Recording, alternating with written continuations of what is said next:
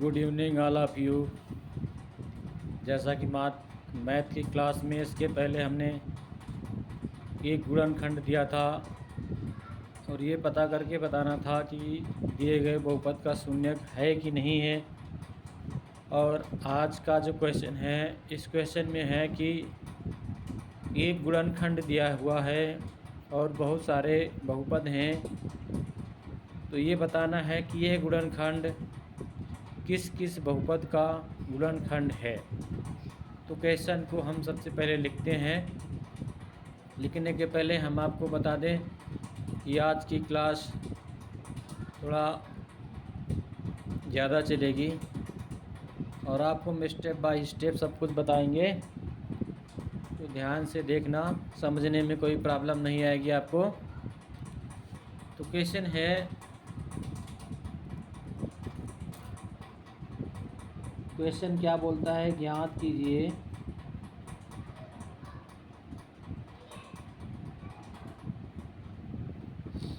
कि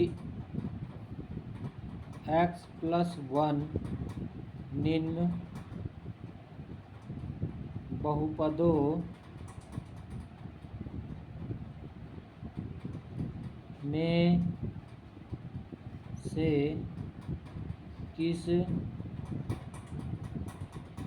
किस एक का गुणनखंड है। अब देखो यहाँ पे क्वेश्चन है कि बोलता है कि ज्ञात कीजिए कि x+1 निम्न बहुपदों में से किस एक का गुणनखंड है। यानी बहुत सारे बहुपद आपको दिए जाएंगे, उनमें से किसी एक बहुपद में ही ये लागू हो पाएगा। अगर यहाँ पे पूछता किस किस बहुपद का गुणनखंड है, तो वहाँ पे हम एक से ज़्यादा भी हो सकते हैं, लेकिन यहीं पे आंसर ये छुपा दिया है कि बहुत सारे दिए हैं, बोला किस एक का, यानी जितने भी दे जाएंगे उसी में किसी एक में ही वो लागू होगा। तो पहले क्वेश्चन पूरा करते हैं। ए में क्या दिया है, x³ प्लस x² प्लस का x प्लस का 1। और बी में क्या दिया है, x⁴ plus x3 plus x² plus x plus का 1। सी दिया है x⁴ plus 3x³ plus 3x² plus x plus का 1। जो चौथा नंबर यानी डी नंबर दिया है, x³ minus x² minus 2 plus √2x plus का √2। अब देखो ये तो आपका क्वेश्चन है, तो हम चेक कैसे करेंगे। यहाँ पे लिखो हल। इसके पहले के क्वेश्चन में एक गुणनखंड दिया है, यदि किसी बहुपद का गुणनखंड दिया है, तब g(x) बराबर गुणनखंड मानना, g(x) बराबर गुणनखंड क्या माना, x प्लस का 1। और यहाँ पे लिखना माना g(x) बराबर क्या, 0, मतलब x प्लस का 1 बराबर 0, यानी x बराबर -1। देखो जो गुणनखंड होगा उसमें जो गुणनखंड होगा उसको 0 को बराबर मान लेना है, यानी 0 के बराबर मान लेना है गुणनखंड को। फिर पक्षांतर करके जो चर का मान इसमें x है, s का मान निकाल करके अब इस मान को इनमें से में रखेंगे 1 2 3 4, ये 4 हैं, चारों में से रखूँगा जिसका मान 0 हो जाएगा, यानी जिसका मान यानी x बराबर -1 रखने पर जिसका मान 0 हो जाएगा वो क्या होगा, पद, वो जो बहुपद होगा उसका एक गुणनखंड क्या होगा, x प्लस का 1। फिर दोहराता हूँ, जो गुणनखंड है उसको 0 के बराबर मान लेना है, फिर वहाँ से x की वैल्यू निकालना है। यहाँ पे देखो -1 आई है और इस वैल्यू को इन सभी में रखना है। रखने के बाद जिसका मान 0 हो जाएगा वो जो बहुपद होगा उसका गुणनखंड क्या होगा, x प्लस 1। नोट में लिख देता हूँ मैं आपको, x बराबर -1 रखने पर जिस बहुपद का मान 0 हो जाएगा, मतलब 0 हो जाएगा,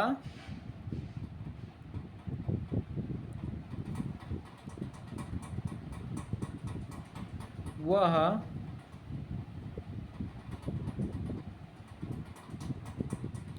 बहुपद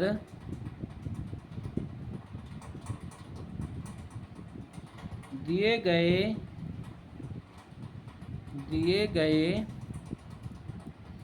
गुणनखंड का बहुपद होगा।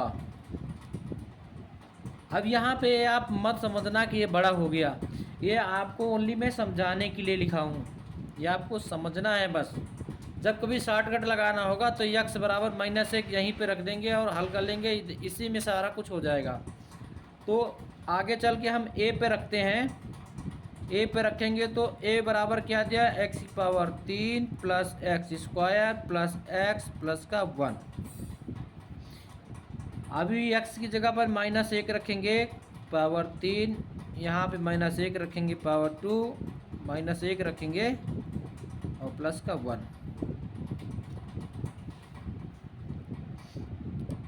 हो गया बराबर। अभी हल करेंगे माइनस, देखो जब माइनस को हम, जब किसी भी पद के घात अगर सम है और वो माइनस में है पद, तो जब वो खुलेगा तो प्लस में हो जाएगा। अगर उसकी घात विषम है, जब खुलेगा तो उसकी घात किस में रहेगी, इसका पद रहेगा माइनस में ही रहेगा। तो ये इसको चाहे आप लिखोगे तो 3 बार -1 करोगे तो माइनस आएगा 1। यहाँ पे देखो स्क्वायर यानी माइनस का 2 बार गुणा, माइनस गुणे माइनस प्लस 1। यहाँ पे माइनस का इससे प्लस होगा, क्या होगा, -1 प्लस का 1।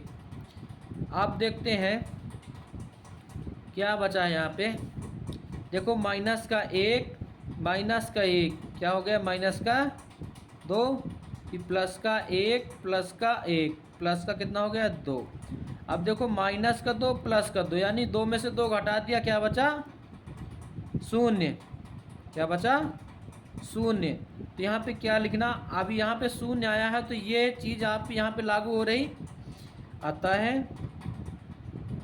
लिखना यहाँ पे आता है गुणनखंड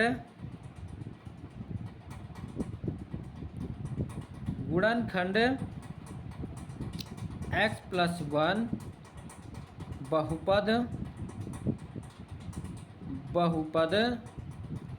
अब बहुपद लिखना जिसका है x 3, x की पावर 2, x की पावर 1 लिखी नहीं जाती 1 का एक गुणनखंड है।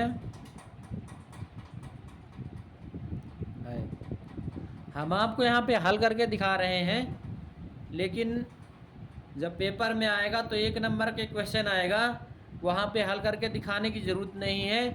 गुणनखंड का जो मान दिया रहेगा, x के यहाँ पे प्लस है तो माइनस ले लेना, माइनस तो प्लस डायरेक्ट रख देना, जिस पे लागू हो जाएगा वो आंसर हो जाएगा। तो यहाँ पे देखो पहले में ही रखने से शुरू आ गया आपका, यानी ये पूछ रहा किस एक का गुणनखंड है, तो एक का तो यही वाला आ गया आपका, ये सही हो गया।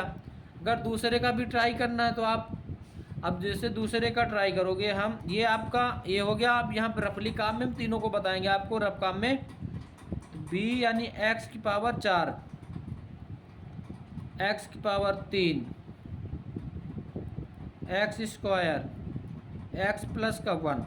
अब देखो जो इतना मान है वो यहाँ का था, अब इसका पावर कितनी 4 है, यानी -1 की पावर 4, और इसका मान कितना आ जाएगा यहीं से देख लो, 0 प्लस 0 कर दो, इसका मान -4 यानी ये -1 की घात 4, घात सम है यहाँ माइनस है तो क्या आ जाएगा बराबर 1 प्लस 0 बराबर कितना आ जाएगा 1, यानी इस पे लागू नहीं होगा। ऐसे लिख देना, लागू नहीं होगा समझने के लिए। बाकी इस विधि से आप पूरा हल करके दिखाएंगे। और दूसरा आपका है, दूसरे में देखो 3 है, यहाँ पे 3 दे दिया, और यहाँ पे x प्लस 1 यहाँ भी 3 दे दिया, और ये आ गया। ठीक है, इसको हल कर लो आप। x की पावर 4 प्लस 3x की power 3 plus 3x square plus x plus का 1।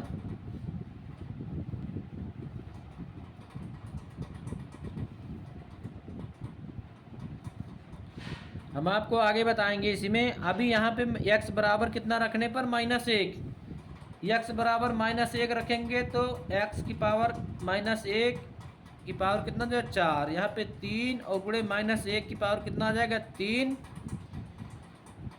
फिर उसके बाद 3 गुणे कर लो या ब्रैकेट के अंदर रख लो, -1 की पावर 2 -1 प्लस का 1।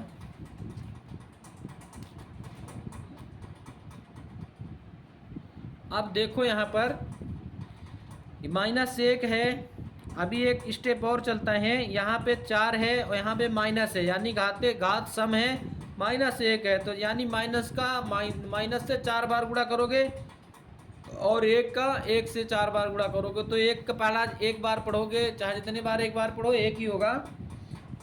और माइनस का अगर सम है तो क्या हो जाएगा प्लस, 1 का क्या हो जाएगा 1, यहाँ पे देखो क्या हो जाएगा माइनस है, ये क्या है आपका विषम संख्या है तो माइनस आएगा, माइनस गुणे प्लस करोगे माइनस आएगा, 3 और गुणे कितना हो जाएगा 1। अब यहाँ पे देखो नेक्स्ट माइनस, ये माइनस है, माइनस के स्क्वायर करेंगे तो प्लस हो जाएगा, प्लस गुणे प्लस प्लस हो जाएगा, 3 गुणे 1, 3 गुणे 1। नेक्स्ट अब देखो ये वाला हो गया, माइनस गुणे प्लस करोगे माइनस आएगा और यहाँ पे आएगा क्या +1। अब देखते हैं कौन कौन बचता है कौन कौन कटता है। एक स्टेप और चलते हैं, 3 गुणे 1 करेंगे तो 3 आएगा, प्लस 3 गुणे 1 करेंगे 3 आएगा, -1 प्लस का 1। अब देखो कौन बच रहा है कौन कट रहा है। इस -1 से अभी आपको मैं सरलीकरण जैसे बताया था, अभी शॉर्टकट आप मत मानना, सरलीकरण विधि से ही हल करो। माइनस वाले जोड़ दो, माइनस का 3 माइनस का 1, -3 1 कितना हो गया माइनस का 4, फिर 3 प्लस का 1 प्लस का 1, फिर 3 1 4 4 1 कितना हो जाएगा 5, बराबर कितना आ जाए 5 में से 4 घटा दे कितना बचा 1। अब इसमें भी 0 नहीं आया, अगर 0 नहीं आया तो गुणनखंड नहीं होगा।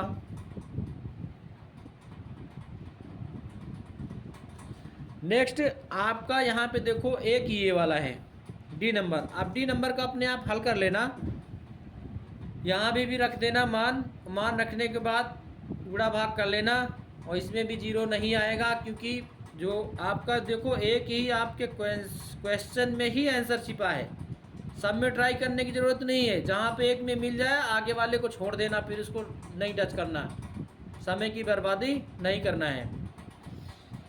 तो आज का ये क्वेश्चन आप लोगों को उम्मीद करता हूँ कि अच्छा लगा होगा। यदि अच्छा लगा है तो लाइक कर देना, और आपके जो मित्र लोग होंगे क्लास वाले, उनको अगर समझ में नहीं आता है तो कमेंट करवा देना और चैनल को सब्सक्राइब करवा दो, ताकि किसी भी गरीब बच्चे को मदद मिल सके। ओके, धन्यवाद। नेक्स्ट क्वेश्चन लेके मैं अभी आता हूँ फिर। Thank you.